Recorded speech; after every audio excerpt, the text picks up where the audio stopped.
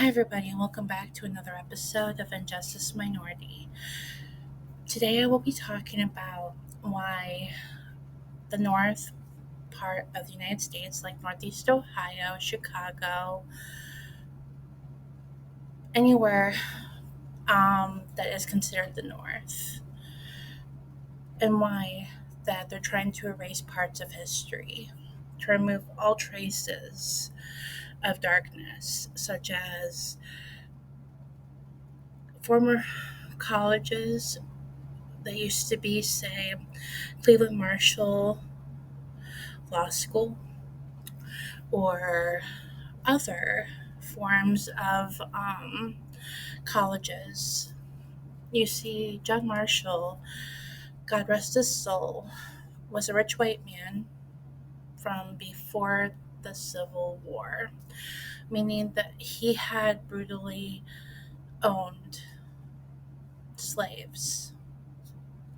I know this is a very touchy subject for a lot of people, but the thing is, you can't erase history. You can't erase what happened.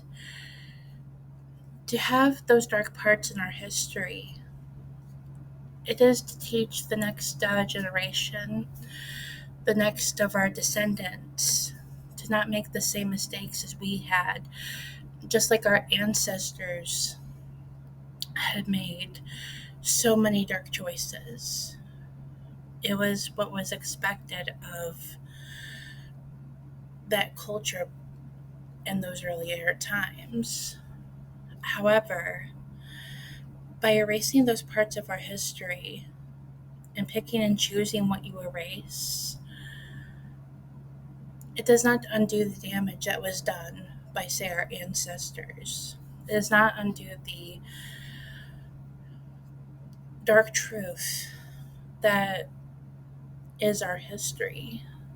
It's like Ireland trying to erase the 13 Years' War, or the tyranny in England with the colonies.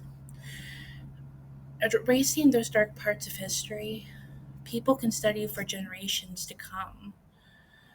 But by erasing it, they're not learning the stuff that we should already know. Now, I've been in the South for I don't know how long. I got here on the 2nd of May, so probably about 12 days or so I've been here. And I have not seen almost none of any kind of racism of any kind. In this part, I am sharing that because of the long history of the South has evolved. Well, at least this part of the South has evolved because they have not erased their history. People in the South had time to evolve. The Confederate flag is banned in schools everywhere around the South. There's no, at least this part of the South, there's no Confederate flag. And to know that there's no form of racism in the South, this says a whole lot about places like Northeast Ohio, Chicago, and I think for me that brings a lot of disappointment. I was just talking to a random person about how affirmative action what first started in the 60s, and it was meant to be a good thing. Now, I've not did a lot of research on affirmative action.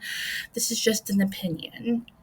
But over time, with something good that comes along, people use it for the wrong reasons. And over time, well, I'll be doing another series on affirmative action that was inspired by my best friend's daughter. With that being said, my thoughts are Nope, we should never erase parts of our history, dark or not dark. It is meant to teach our descendants and the people that have not been born yet the lessons that we have not even learned or absorbed.